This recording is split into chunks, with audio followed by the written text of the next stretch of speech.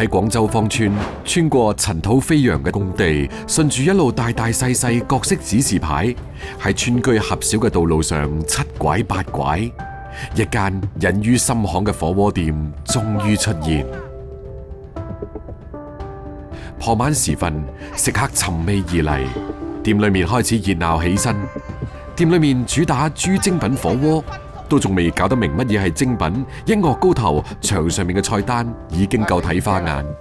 揾咧就捐窿捐罅咁捐入嚟嘅，條路已經係唔係條路啊，爛到話咩咁嗰條路。條路好靚啊！而家條路靚啦，食到爽滑嫩，就好似食 M7 澳洲和牛咁，明唔明意思啊？你食過就知㗎啦，又爽又滑。人哋話80歲阿婆都話搲搲嘅。嗱，呢個係你哋嘅過江腸哦。我放落去。好多客人唔知道嗰啲乜嘢，我哋都要幫佢介紹下嘅。哦，叉筋一碟。老闆娘郭慧芬，人稱郭姨，除咗坐鎮收銀台，郭姨最中意同顧客傾偈，特別係第一次嚟嘅客人。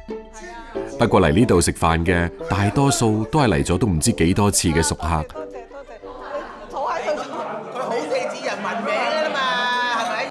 朋友講好食喎，呢間嘢咁咪又嚟啦，係嘛？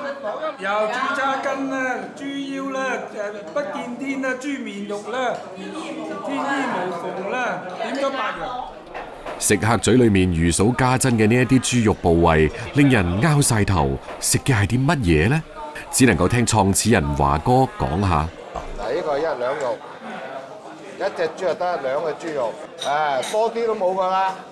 係鼻梁2粒肌肉，佢喐動性係最大嘅，因為啲豬食嘢係用個鼻嚟撩嘢噶嘛，所以粒肉係特別香滑就咁啦。韓瑞華，豬精品美食店掌門人，對豬嘅各個部位都了如指掌，令屠宰場資深員工都為之汗顏。豬天梯，豬嘅上顎就好似梯。金銀滿屋係豬脷上面一大一細2塊脆骨，形似元寶，所以叫豬金錢、豬銀錢。豬叉筋，豬嘅神經線，仲有豬板筋、千層肉、黃喉、大腸、豬腦等。店裏邊大大細細36個豬嘅部位，都係華哥用心挑選嘅精品。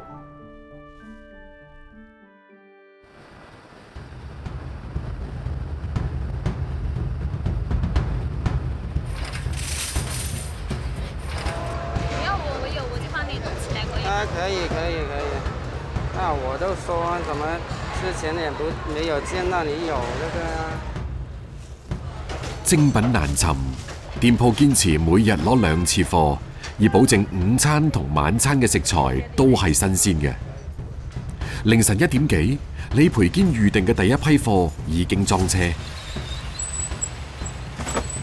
以前剛開始的時候是華哥自己去拿貨的，那時候開店的時候是只有幾張台嘛，自己開個摩托車去拿的。以前對豬並冇精細分解，華哥仲曾經去到市場嗰度嚟幫師傅傳授分解秘笈，以求攞到最精準嘅部位。而家喺市場裏邊亦成為咗一種行當。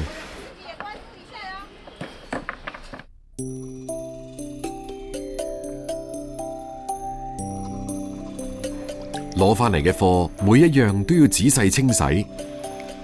最早店裏面請唔起工人嗰陣，所有嘢都係華哥同郭姨自己動手做嘅。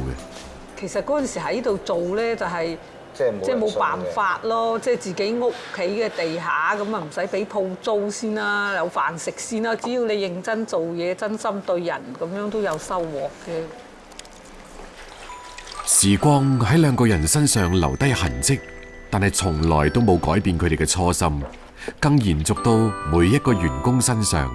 我放晒心啦，而家唔係乜嘢都交代得落噶啦，係嘛？好似自己啲嘢咁做，個個都。豬肉嘅處理過程繁複細緻，但鍋底、就只係店裏邊每日熬製嘅樸素粥水，看似寡淡嘅粥底，加幾片木瓜，反而最能夠呈現出豬肉嘅鮮甜。食材入煲，水滾之後關火，等肉喺溫潤晶瑩嘅粥水裏面舒展。餘溫嘅浸潤下，熟到啱啱好。豬叉筋有嚼頭，千層肉香甜，豬天梯爽脆，板筋軟糯，豬血就好似啫喱。每個食材都有自己獨特嘅口感，就算盲點都唔會出錯。每日飯點，店裏邊都高朋滿座，第一次嚟食嘅人往往內心忐忑，但中意嘅人自然係上晒頭，喺熱氣氤溫當中放飛自我。用肉香不怕巷深嚟形容呢一間店就最為貼切。17年嚟，靠住食客口口相傳，從只係得5張台嘅店仔，擴張到租低附近幾間房。食客心之所往嘅，除咗精品，仲有呢度濃濃嘅人情味。有今時今日咁嘅成績都係佢嘅功勞。唔係，阿華哥喺後邊指導，指導我哋點樣做，咁我哋大把老婆，而家突然間咁謙虛嘅你，你都話我乜嘢都唔叻，最多係揾個老婆啫。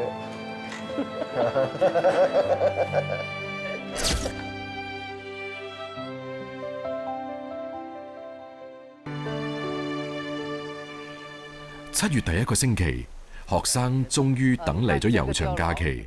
廣東唯一嘅世界級文化遺產村，亦都迎嚟咗人氣最旺嘅時刻。它這個建築呢，就帶有美國那邊的風格了。每一座碉樓可以看到那個主人。一座碉樓，一卷史，中西融合，風格迥異，美輪美奐，凝聚住華僑華人勇闖海外嘅魄力同回報桑梓嘅鄉情。無論係尋根之旅定係農耕體驗，對遊客嚟講，最期待嘅仲係村口嘅僑鄉美味。這一帶呢，就很多那個小吃，每次就吃我們塘口當地的美食。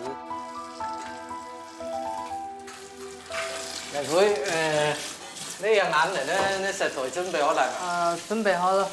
已經用椰都係咪準備嘅？呢個我仔嚟㗎，炒鑊嗰啲全部係佢搞掂嘅。呢阿姨負責加持，所有加持。呢個我老豆93歲㗎啦，即係幫好大忙嘅，少咗佢唔得㗎。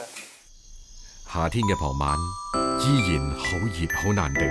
喺開平碉樓群自立村口嘅方家小院裏邊，老中青3代人聯手炮製晚餐。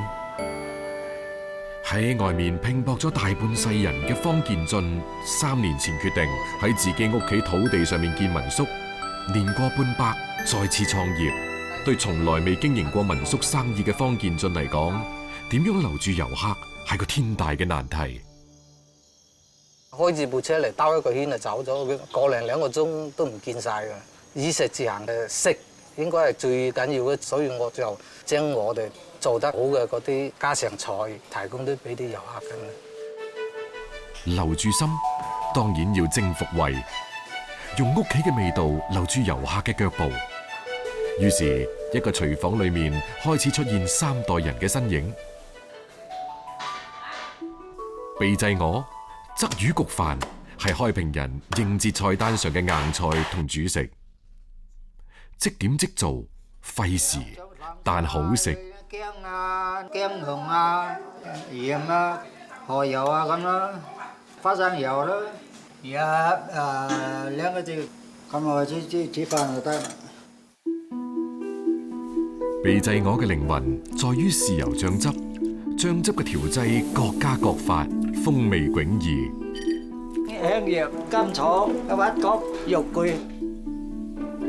阿爺烹製嘅鵝，首選廣東4大名鵝之首馬崗鵝。馬崗鵝脂肪適中，肉質細嫩，浸喺秘製豉油裏邊，文火慢燉。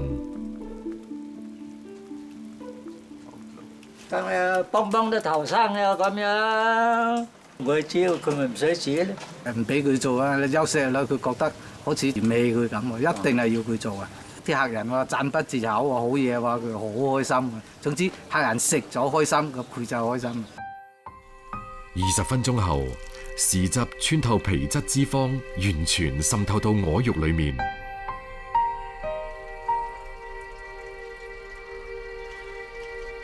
同一時間煮理硬菜同主食，係阿爺嘅習慣。魚鮮同飯香共冶一爐，轉一轉，聞一聞，每一煲鯽魚飯嘅出品都係由老人家親自把控。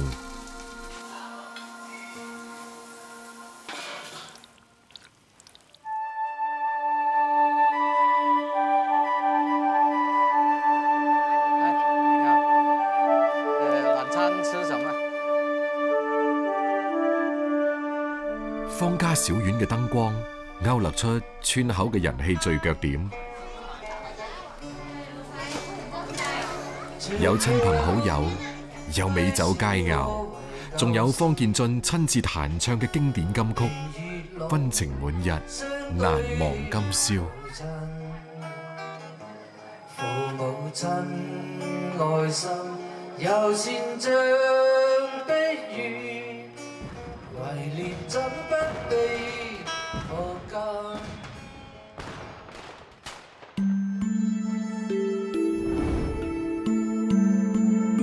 爺孫烹製嘅硬菜深受客人喜愛，阿姨嘅手作早餐加持同樣名聲在外。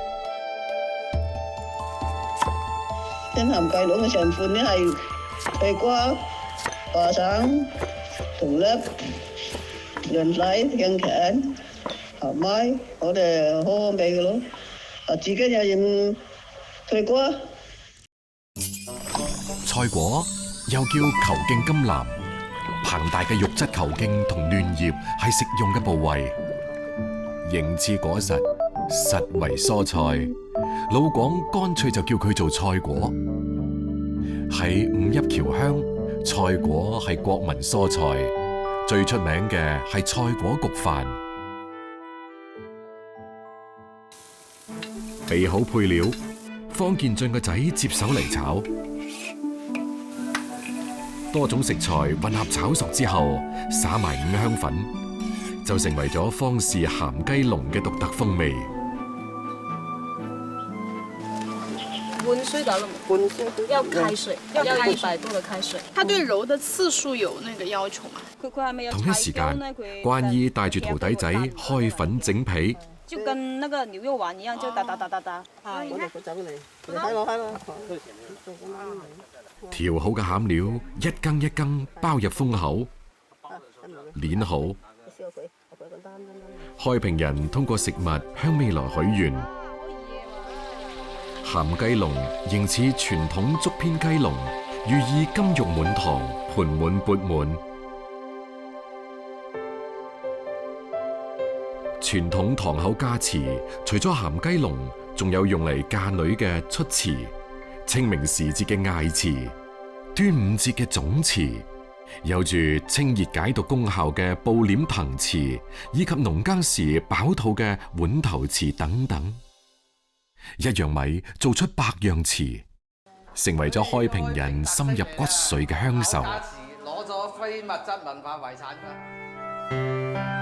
老廣嘅美食裏面一直蘊含住對美好嘅期盼。今日嘅開平堂口唔單止多咗遊客，亦多咗回歸嘅遊子。正如佢哋嘅先祖漂洋過海，仍然不忘富足之後，喺故土留低一座碉樓。出發係為咗更好嘅回歸。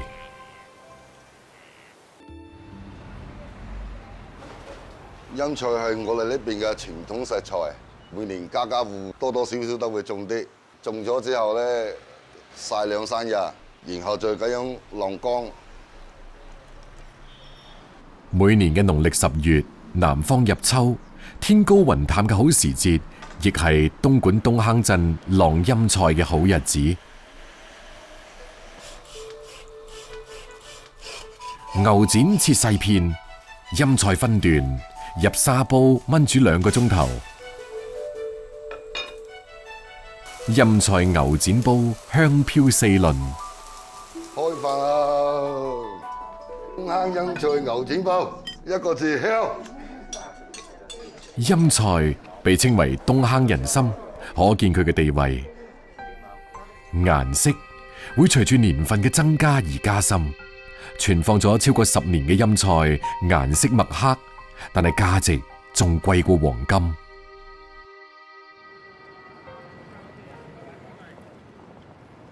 呢張咧就係我設計嘅東莞嘅美食地圖啦。每個鎮區咧有自己嘅傳統同埋地道嘅食材。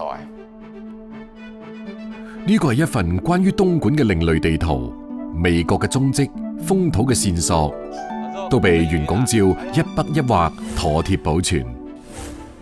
袁拱照1988年就進入餐飲行業，見到東莞工廠越嚟越多，城市越嚟越大，但係手藝同食材就慢慢消失。好多外地人嚟到東莞啦，就能夠食到全國各地嘅嘢，你反而食唔到本地傳統嘅美食。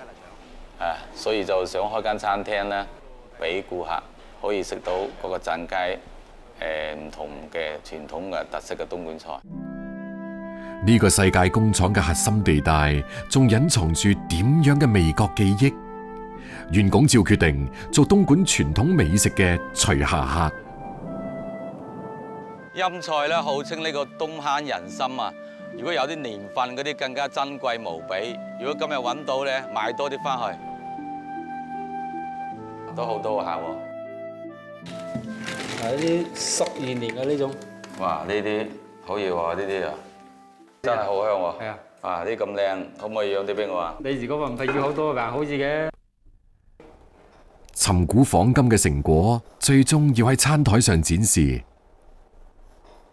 陰菜同牛展，除咗炆之外，袁拱照嘗試煲湯。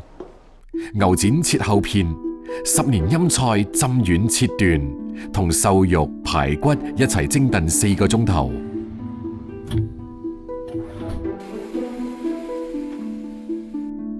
揭開封膜嘅一刻，濃郁嘅蘿蔔香味夾雜淡淡嘅甜味衝出湯中。湯色棕紅透亮，香氣裊裊糯糯，味道甘甜，餘韻悠長。陰菜搭配豬肉、紅燒係另一種激發陰菜美味奇效嘅手法。沙煲淋油燒熱，經過飛水5花肉入煲翻炒。再放3年陰菜同調料，燜煮50至60分鐘。陰菜紅燒肉，肉嘅濃郁融合陰菜嘅清香，紅燒肉居然有咗清爽嘅口感。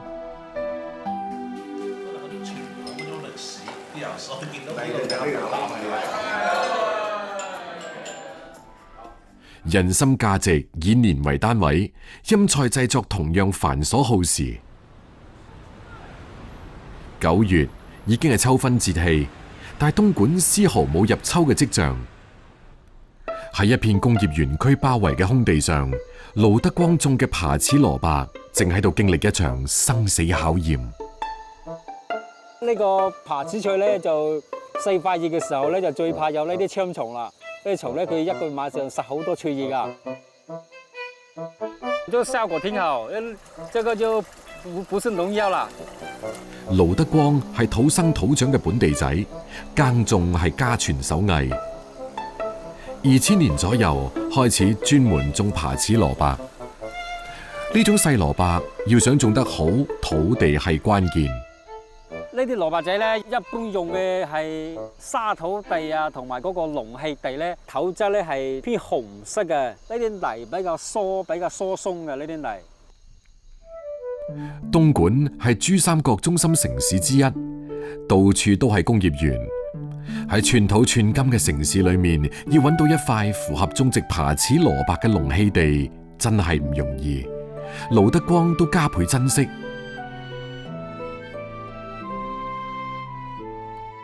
轉眼到咗10月底，盧德光種嘅爬齒蘿蔔亦到咗收穫嘅時候。蘿蔔要香香冧炆，唔好咁大力，咁樣咧就唔容易整傷入皮。一斷咗嘅話咧，又影響嗰個品質嘅。好似呢個蘿蔔仔，雖然唔係好大隻，但一掹斷咗咧就冇乜商品價值啦。啲等於就係嗰個次品嚟㗎啦，呢啲就種咗20畝，5萬2斤6萬斤左右啦。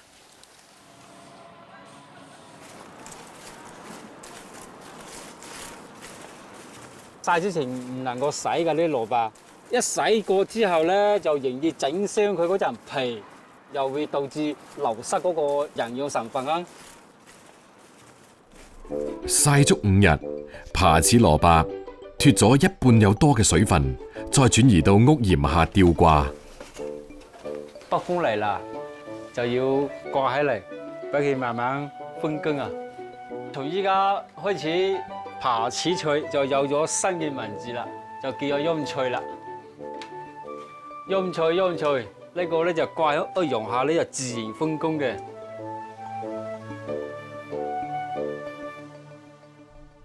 只有空氣乾爽，蘿蔔嘅水分先至能夠被緩緩抽乾，所含嘅糖分、氨基酸等營養物質被穩定咁儲存落嚟。陰乾之後，爬齒蘿蔔嘅形體同重量縮水變身，色澤赤黃，變成咗樹根咁嘅乾條狀，並且具有濃郁嘅蘿蔔乾香味。呢個係時間沉澱嘅食物。無為好靜，緩流慢蕩。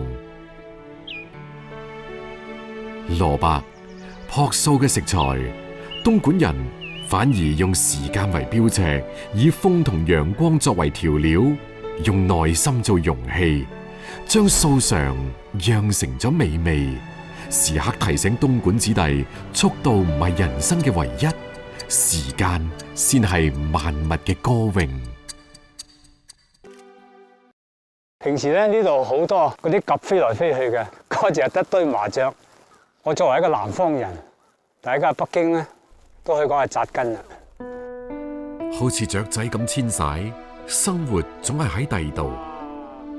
古志輝廣州番禺出世，16歲孤身去香港，開啟廚師生涯，扎根粵菜20年，隨後去日本一家高級粵菜餐廳做咗4年總廚。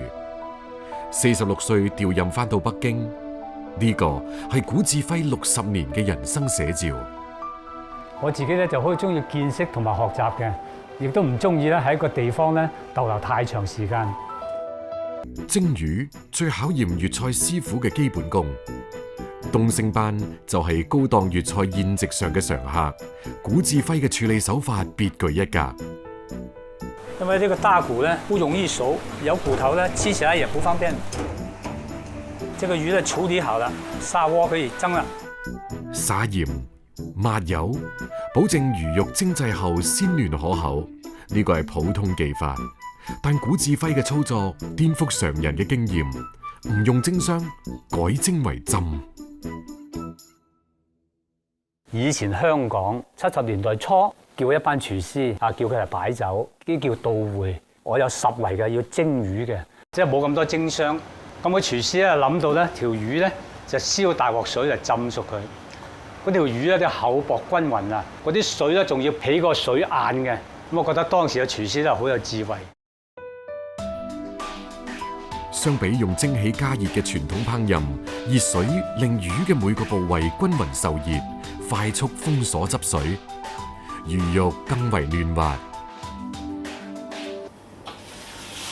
玩轉後廚，古志輝嘅創新花樣繁多，粵菜中嘅湯俾佢包上住一層薄薄嘅皮。其實呢個龍蝦湯包咧，靈感咧就係一個傳統嘅粵菜灌湯餃。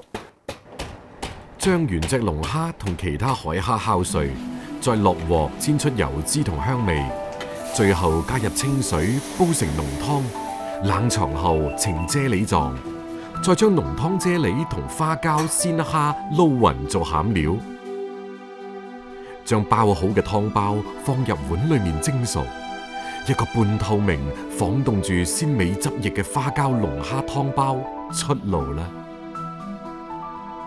篤穿包嘅外皮，花膠同龍蝦濃湯湧出嚟，睇一眼食指大動，試一啖鮮美至極。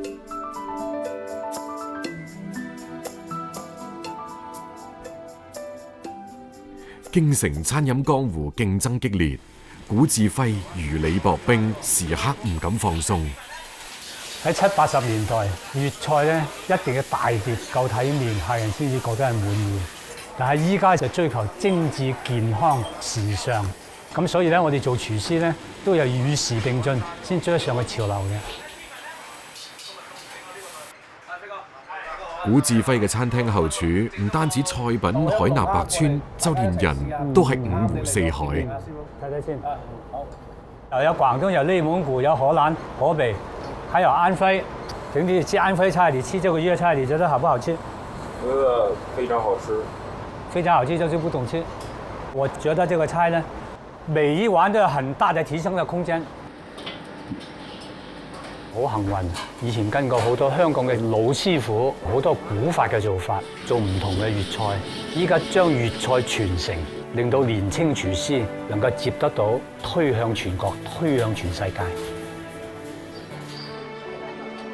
古志輝嘅粵菜餐廳從北京開到西安、成都等地，雀仔又再展翅高飛。粵菜手藝唔單止令當年嘅懵懂少年有咗安身立命嘅根本，亦成為佢走南闖北嘅底氣。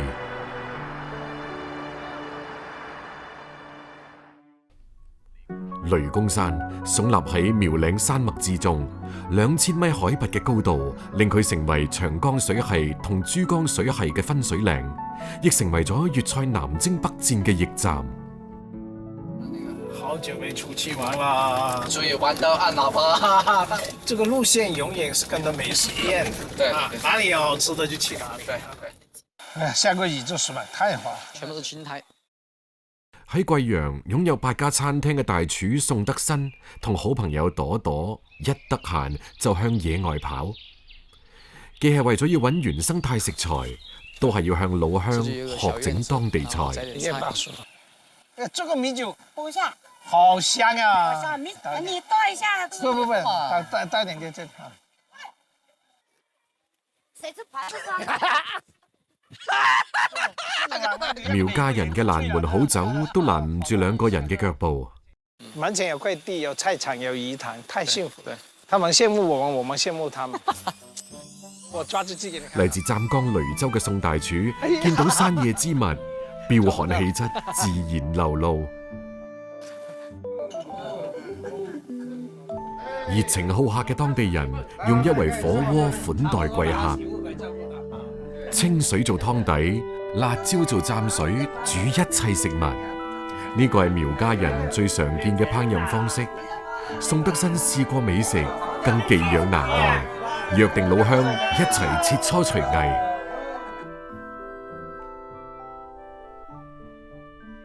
第二日，攀爬住1800米海拔嘅高山，宋德新同朵朵開始尋找食材。誒，這12根呢？哦，這就是我們在那個餐廳煮來吃的。宋德新入行30年，喺廣東10年練就粵菜功底，然後扎根貴州20年，一直堅守粵菜8字心法，就地取材，本味為先。到處都是好東西啊！找我先把木匠子找了。OK。喺農村長大嘅宋德新，對野外有一種熟悉嘅喜愛。常年帶住相機喺貴州各地採風。呢個房子好漂亮。啊，你沒有木匠子哈？好嘞。来，我拍张照片了，好美。我高二的时候跟我妈去做地盘小工，没想到我妈工作那么辛苦，我就退学去打工了。后来凑了很久的钱才买了相机自学摄影，再后来听说大厨工作很高，就跑去学厨。哎呀，好不容易啊！哇，好香！你平时用木浆子来做什么？天气有点热的时候，放点木浆子在菜里面，它就不变味了。哦，它防腐。木姜子又叫山胡椒，集香、辣、麻於一身，可以驅寒去腥、提味增鮮。宋德新唔單止揾到咗貴州人熟悉嘅味覺基因，對今日嘅主菜亦靈感乍現。我們可以吃一隻羊嗎？可以啊，可以啊。等一下殺隻羊哈，養的這種味道感。好。絕對好，你看嘛，這麼好的空氣，這麼好的溪水，這麼好的草，怎麼可能不好吃嘛？阿姐。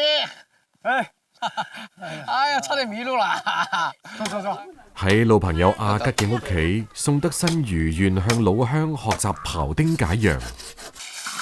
炒羊必需要大火猛攻，快速翻炒，各種香料嘅氣味被逼出嚟，最後必須加埋別汁，先算係大功告成。呢味菜苦涼回甘。貴州人篤信佢可以健胃清火，增進食慾。喂，太美啦！喺藥食同源嘅料理思路上，廣東人同貴州人達成高度共識。哇！豆豆，你今天會負責把羊腸烤來吃哈？我都沒有幫我姑娘編過頭髮，幫羊腸編個頭髮。哇，爆漿啦！宋德新野外煮飯，無論係食材定係餐具，都係順手拈來，就地取材。這有搓前炒，這真的靠山吃山啊！苗家必備嘅酒壇，成為宋德新奇思妙想嘅煲湯容器。它酒是活的嘛，它有微生物在這壇壁上面，經過溫度了之後，微生物跑出來和做湯啊。融在一起啊，比那味精味鮮啦。我們平做菜不放味精。車前草放入瓦煲裏邊煲好，再加入酒壇，將羊肝、心包血滾熟，再用酒壇嚟保溫，就可以保持肉質嫩滑。我嘗一下味道。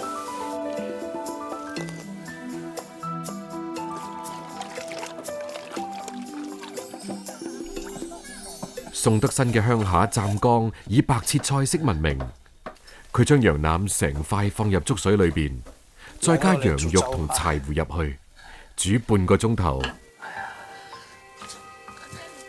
將羊腩攞出嚟，放到清涼嘅溪水裏面浸泡。呢道菜係佢送俾老鄉嘅一個驚喜。那個白銀豬手就是丟在水裡面，忘記了，就不斷的沖，就成了這個名菜哈。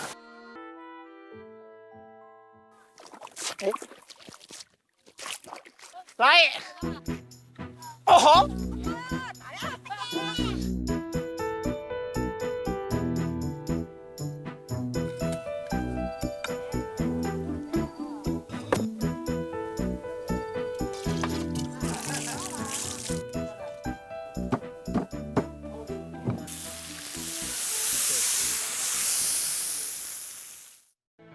好山好水提供咗原生態食材，少數民族沉澱咗各具特色嘅烹飪技法。宋德新從呢度吸取美食養分，滋養自己嘅職業生涯。我們家好像之前都沒有。就白切啊，對對對。用米湯嚟把羊肉浸熟了，這個做法也是我今天想出來的，臨時發揮出來的。我們回到城裡面吃不到這麼好吃的，我巴不得天天往鄉下跑啊！你還要把方法教我，隨時沒有任何問題。感謝感謝。爸爸，啊，晚上好晚上好，給你煮的麵啊！黔東南之旅盡興而歸，貴陽屋企嘅女早已經準備好咗宵夜。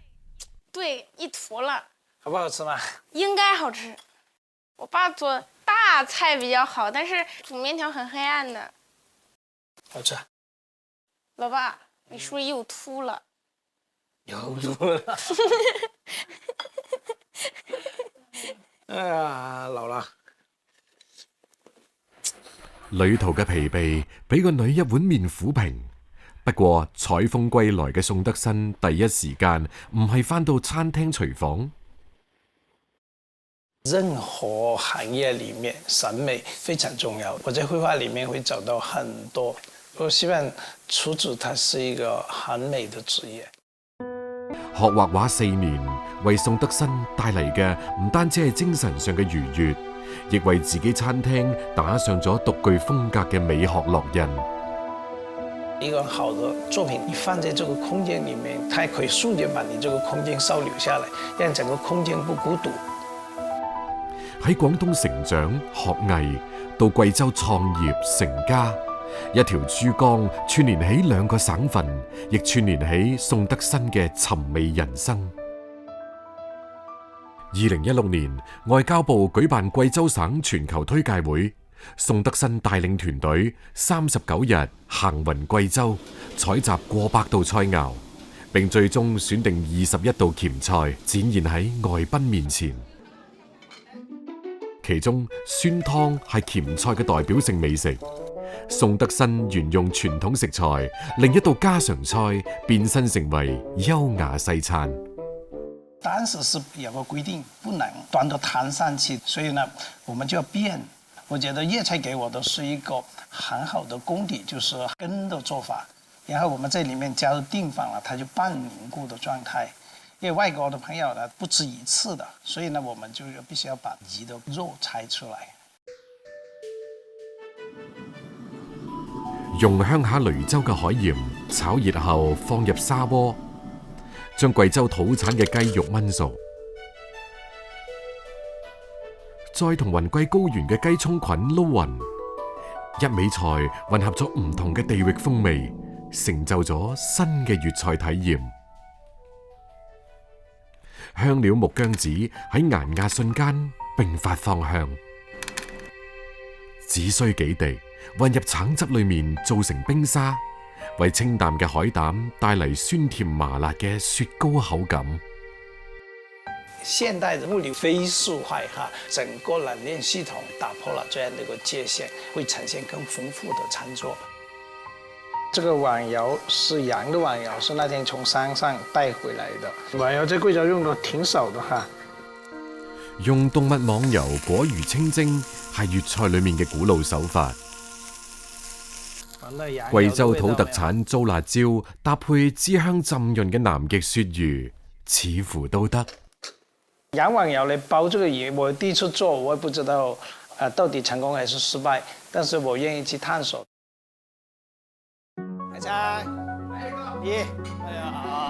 朋友經常笑宋德新係最唔似廚師嘅廚師，但正係攝影、繪畫同廚藝之間嘅藝術通感，令宋德新吸取西南天地靈氣，喺味覺領域開疆拓土，常學常新。上海離外灘不過2公里嘅南京路步行街，街頭照常排起長隊。粵式熟食係滬上食家嘅心頭好。追尋美味嘅食客未必知道，民國時期南京路上興盛嘅幾乎都係粵菜館，一盅2件嘅粵味同濃油赤醬嘅海派共生共榮。上海自5口通商開埠，迅速成為國際貿易中心，粵商闖蕩互上，家鄉美食紛至沓來，成行成市，食在廣東，不脛而走。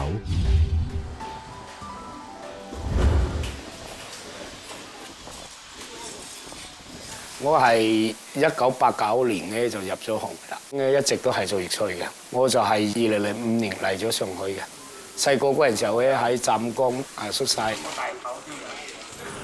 闖蕩上海灘嘅粵菜師傅黃建儀係土生土長嘅廣東仔，行走喺海風陣陣嘅廣州一德路上，如魚得水。二哥翻嚟好多新貨啊，睇下。係喎，我要個貨，全部攞翻俾你啦！呢度過嚟睇下，呢個兩頭嘅吉品，依家喺市場上咧係最頂㗎啦，全市場都冇咩貨，1000幾斤咧先出幾個㗎。頭數係指乾包嘅大細，每市斤頭數越少，體積越大。呢個係頂級鮑魚嘅象徵之一，極為罕見。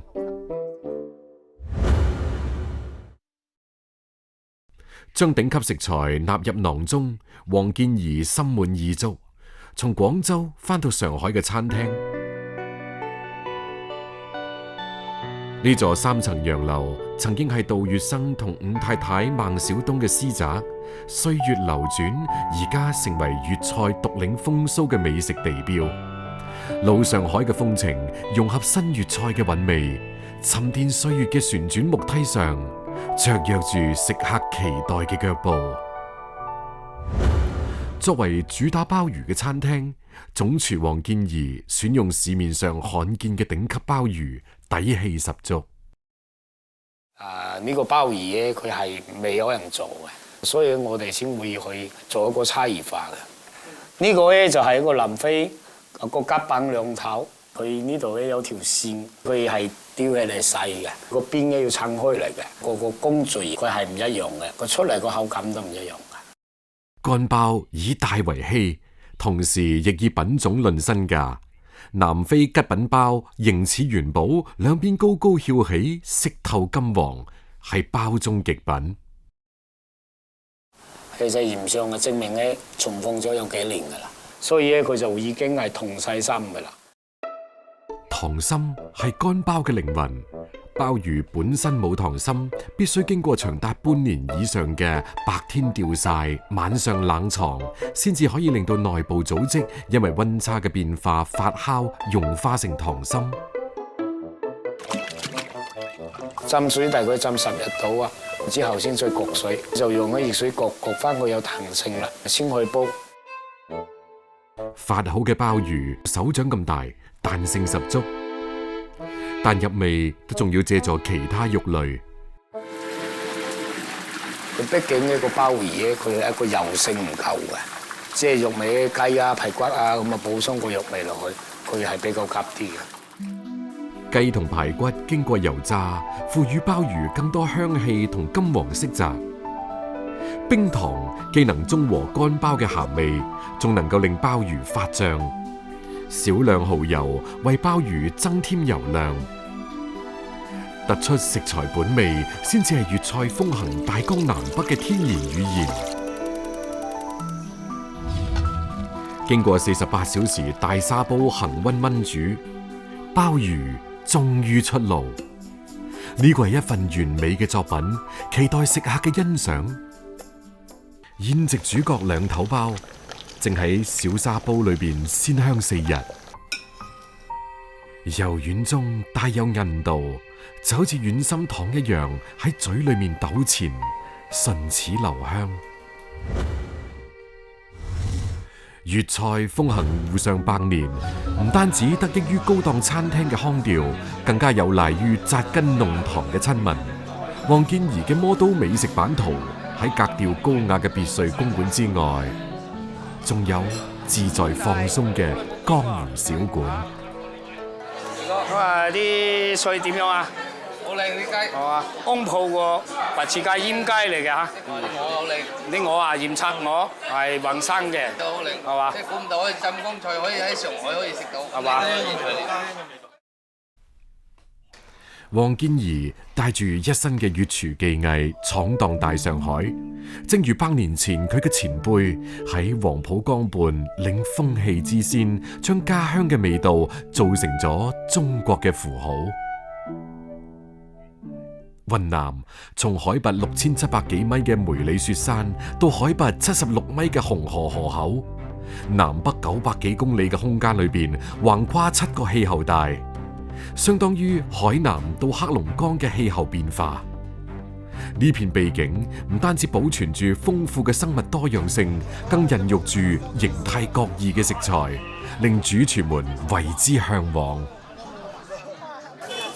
哇，好新鮮啊！這新鮮。你看，别的女生都喜欢逛商场，我就喜欢逛菜市场，真正的人间烟火。对啊，云南的食材又野又豐富。那每天都像開盲盒一樣哦。對。行市場係新大理人亨亨同師兄最中意嘅活動。可以吃啊，這個可以天婦羅。水性楊花，大理的海菜。就像你看，這是雲南獨有的辣椒，好像叫七彩椒，對不對？七彩椒啊，不是很辣。不是很辣啊？哦，不，馬上辣出來。哎呀，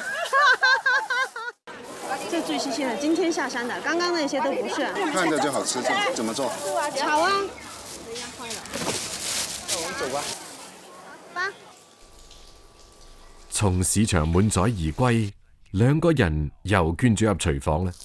亨亨同師兄係半個廣東老鄉，又係愛好烹飪嘅同道中人。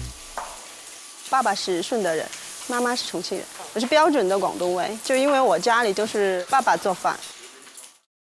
我係18歲入行，咁啊做廚房做咗30幾年。早期一直喺廣州啲餐廳度做，突破唔到個瓶頸，咁啊於是接受到一啲外省餐廳嘅邀請，幫佢帶一批粵菜徒弟。咁啊同時咧學佢本地嘅地方菜。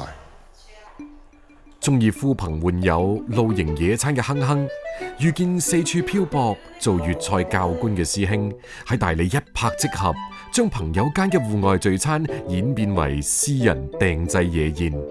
令到向往大自然嘅人感受野外擺台嘅魅力。最近佢哋又接到新訂單，按照慣例要設計線路同菜單，團隊就一齊出發踩點。出發啦！雲南係全球都出名嘅野生菌王國，每年6到10月喺雲南嘅雨季，亦都係食菌嘅好時節。今天我們能採到什麼菌子？松茸，然後牛肝菌、桂花菌、虎掌菌。有沒有燕窩菌啊？燕窩菌有的，這個要看我們的運氣。蘇金蘭係採菌經驗豐富嘅老鄉，跟住佢兩位孤勇者可以大膽咁採菌啦。低海拔菌多而味淡，海拔越高氣溫越低，野生菌生長慢，滋味積累得越濃郁。松茸只生長喺3000米海拔以上，冇任何污染嘅叢林瀝林裏邊。松茸係最難揾嘅菌之一，通常隱匿喺松針覆蓋嘅腐殖土裏邊，眼要尖，鼻要靈。好像有聞到松茸的味道，好像有點甜甜的味道哎。我們這裡在哪裡啊？這個哦，看到了。是嗎？哇！往下一點，往下下。對。松茸根淺而滑，但依然需要輕攞輕放，保護菌身。被採挖嘅松茸，每分每秒都喺度流失風味同養分。對，黑色的那個就是芳香物質，切開以後香味更濃。對啊，真的就是這片森林的味道。好紮實啊！哇，好新鮮。今日嘅採集，佢哋居然運氣爆棚，收穫滿滿。繼續找。我有動。耶，這個是不是松茸？哪裡？這裡有一朵。來看一下。哎呀，真的是啊！天哪！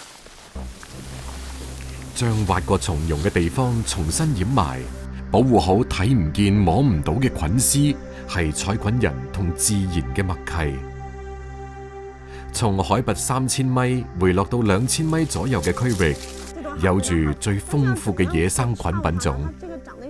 它底下就像貓科動物的一樣。這個是黃虎掌，那個五花肉的味道。哎，真的，真的。天哪！哦，奶漿菌。奶漿菌，你掰一下嘛，它就會流那個汁，特別像奶。哦，果然有牛奶的味道。是啊。這見手青啊，這手一摸就變色了。對呀。它是有帶點微毒的，蟲子都不吃。好像雲南人就最愛吃這種。對。啊，這裡有好多紅菌子。這就是糖板板那個嗎？對，這個你又不能吃。你試試看。看一下能不能借小人。快，把它扔了，扔了，扔了。吃了馬上糖板板。哇哦，不過還是不錯的，可以的。可以。收起來吧。好，你準備下山。好的。怒江州鮮花店距離大理古城大約5個鐘頭車程，海拔3600幾米嘅草甸濕地，人煙稀少。係團隊精心尋找嘅野宴目的地。亨亨同師兄清洗從大理帶嚟嘅豐碩成果，馬上要派上用場。而其他小伙伴都定好咗今日用餐嘅地點。團隊每舉辦一場戶外試宴，菜單同地點都係唔同嘅，食材需要因地制宜，不時不食。阿亮，你們都打酥油啊？能不能給點我們？我們在這裡做菜，想要點酥油。哎，謝謝阿亮。松茸係今日嘅前菜，平底鑊上酥油正喺度融化。酥油它更有手工感，它沒有黃油那麼香、那麼霸道的味道。亨亨幫每片松茸點啲山葵，配埋諾鄧火腿。火腿中嘅游離氨基酸同鮮味嘅松茸碰撞，令舌尖上嘅松茸幻化出更豐富嘅味道。亨亨煮餸看似天馬行空，其實一招一式都係嚟自龐雜嘅專業知識同對食材嘅深刻理解。當地的番茄很優秀嘛，而且它那邊盛產那種黑土豬，就用那個油雞樅去炒了一個肉餡兒，用到了那個番茄裡面，是用了廣東的釀的方式，然後焗又跟法餐裡面的東西又很像，是用焗的方式和釀的方式結合在一起。老友多年默契，投入煮餸無需言語。我係做傳統餐飲出身，追求穩定性會多一啲。但亨亨唔同，佢做菜好有天賦，好有靈氣。我喺佢身上學到好多做菜嘅靈感。新出爐嘅菜單需要試食，萬事俱備，就等客人啦。我們普米人，可愛的家鄉。Hello， 哇，好漂亮你們！謝謝，這是我們的民族服飾。你們是什麼民族？我們普米族。普米族啊！啊，哇，好漂亮！普米族。阿叔，阿姨。熱情嘅廣東人遇上奔放嘅普米族人，野宴正式開始。這是可以打開的。哇，這裡頭是青稞嗎？還是小麥？燕麥。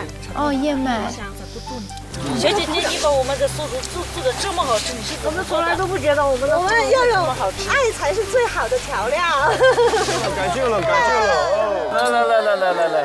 讓我們一起乾酒醉，讓我們一起乾酒醉。廟堂之上，粵菜曾以高檔商務宴請聞名於世，但老廣骨子裏面對食材原味孜孜以求，喺鄉野尋味，以天地助酒。老廣嘅廚房喺千里之外嘅大自然揾到咗新嘅落腳點。